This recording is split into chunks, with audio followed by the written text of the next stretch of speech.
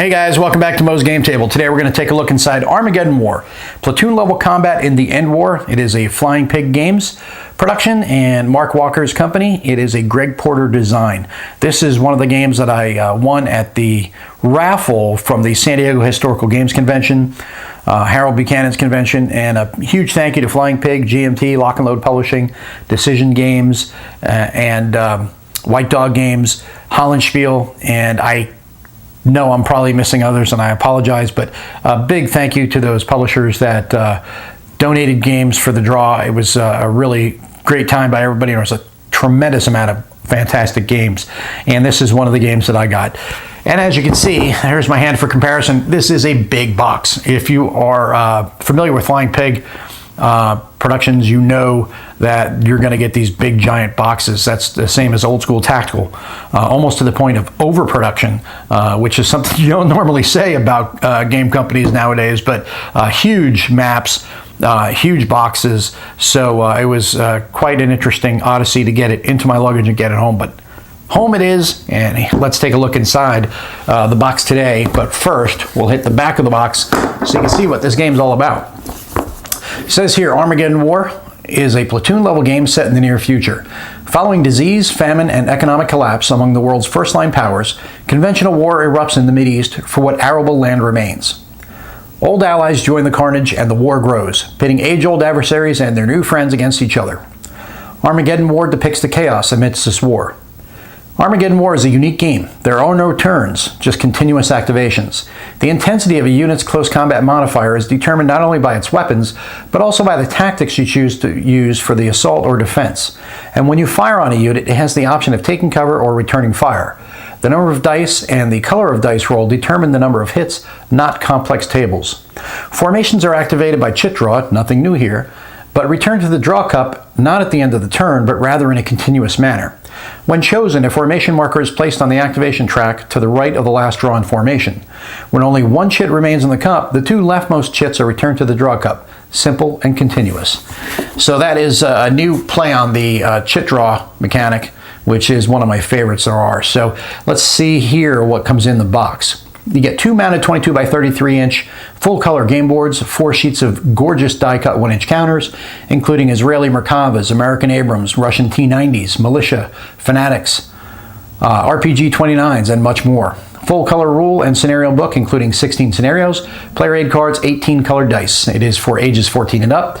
2 players, 1 if you have the Alone in the Desert Solitaire expansion, and the playing time is anywhere from 1 to 3 hours. That is the back of the box, and here is a sampling of not only the map, but also the counters that you're going to have in the game. So let's take a look inside the box. Got to get this thing open. It is a large cover, and it is kind of suctioned in there. So see what we get here. First, we've got our rule book. We have our dice. These are all embossed dice. You get green, red, and black dice, and these are all used for different methods of attack and defense throughout the game. We've got our counter sheets with those big 1-inch counters, and we have reference, player aid. We got 2 reference cards here, player aids.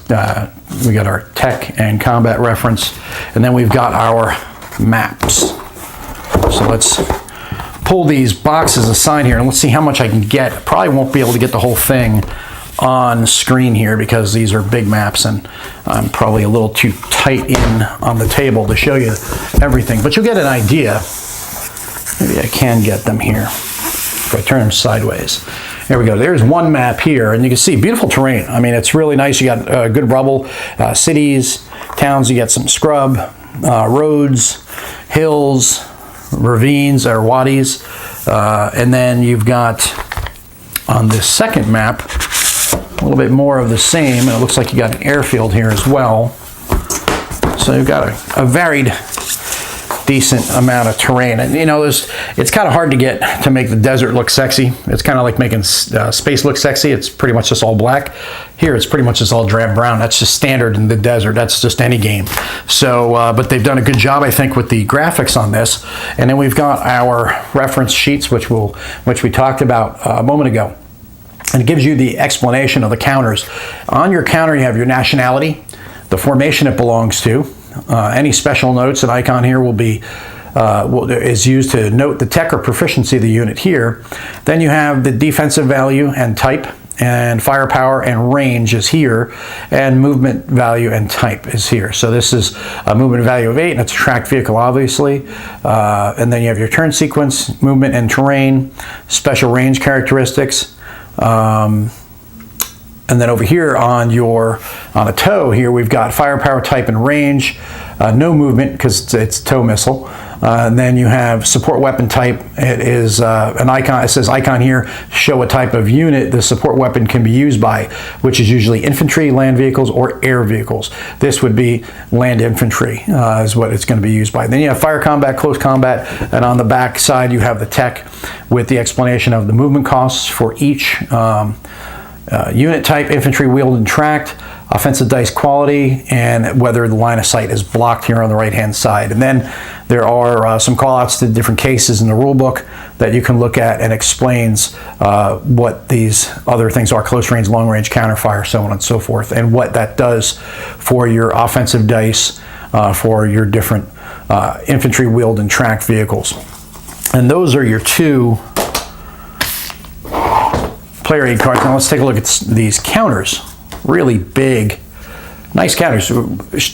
Slightly rounded corners here. Not really super rounded, but rounded enough. They're not sharp corners, so you don't have to worry about clipping them, which is great. And then we've got, looks like a whole bunch of different tanks. We've got some anti-aircraft. We've got Humvees and infantry. Here are the different admin counters for different actions, pinned, shaken, and action tokens here. And on the back, we've got pinned and shaken, and then Rex down here for these. We've got some more infantry and improved positions for infantry. And then you've got minefields, different missiles, hidden units, logistical counters. And you got some U.S. counters here. You got infantry, armor, Bradleys, and then you've got some more infantry and tanks. Again, more infantry and tanks, different nationalities. This is Israelis. You got Russians, Israelis, and I believe that would be rebels, or yeah, this is rebels here. So those are your counter sheets for the game, and then we've got our different dice, and each dice has a different number of sides here, or different icons on each side. Some dice are better than others for hitting and for defense. And the interesting thing is when you roll these are the hits that you're going to get, but then this shield also denotes one hit that doesn't go through. If I remember correctly, I was talking to Mark with this, or about this at WBC. He gave me a quick rundown, and that's what I recall from it. And I apologize if I'm explaining that incorrectly, but that was my memory on that. And then we've got our rule book here, and the rule book goes for 29 pages, and you've got rules up to page 19. They start on page 1, and then from page 20 to 24 you have advanced rules, and then there's an example play on page 25, and then scenarios start on page 27 through 29. It says here, it was the year 2028 CE, or by the calendar in use by much of the conflict area, 1450 AH. Domestic disasters in the United States turned political attention inward, and the death of President Putin in Russia had sparked a power struggle that likewise focused their attention on domestic rather than foreign policy. The Islamic State in the Levant, resurgent, bellicose, but largely content to remain within its borders, decided that this was the time to expand. Using captured and black market weapons from both the U.S. and Russia, they pushed first against rebel enclaves in disputed border areas, and then against traditional enemies like Israel. At the same time, internal dissent erupts, and some ISIL cities are rocked by all-out civil war. So that is the political landscape here at the beginning of the game, and it gives you an introduction here, goes into dice concepts, which is what we're talking about. It was counterfire, sorry, not the block. It says here, example, the strikes are possible hits and the shield is possible counterfire from the people you were shooting at. So not a block there. I was incorrect in my earlier explanation. I was trying to remember, it's been several months since I spoke with him last, and now I got that corrected. So it says here how the counters work: support weapons counter, admin counters, counter descriptions, and support weapons counters, range, how range works. You got black circle, it says unit is capable of indirect fire. Red circle, firepower cannot be used at extended range and gets no bonus at close range. This is the typical range type for anti-tank missiles. Here it says for the green, it says limited effect, cannot do more than 1 damage step to an enemy unit in each fire or counter fire. This represents a single weapon or limited ammunition supply. Dice are rolled normally, but the result cannot do more than 1 damage step to a target. So everything is is dice based, and that was what the intent was with this game, is to stay away from the CRTs, make the game flow a little quicker and easier for players. Then you have your more explanation on your admin counters, which we looked at before: action, pin, shaken. You got action steps, turn structure, when you draw a command chit, how that works, upkeep actions, morale recovery, and end of formation actions, initiative, which is optional. You don't have to go with initiative if you don't want to. Movement and terrain. We've got all of your different types of terrain here. It's explained to you just as it is on the tech, but here it goes in a little bit more verbose explanation. Mounted infantry, stacking, and you've got combat, fire combat, range, how you declare targets and carry out your combat, line of sight, obstacle height, specialized weapons or specialized attacks and defenses, determination of firepower, improved positions, and then how to determine offensive modifiers, how flanking works in this game, and roll for attack, counterfire, assigning damage, op fire, close combat, and how to determine different types of combat there, adjust firepower type, and then applying your close combat modifiers, resolving your combat in the administrative phase. A lot of examples of play here, like this one right here that explains to you how the dice work, which is always good to have. Nice full color rule book, like what I'm seeing so far in here.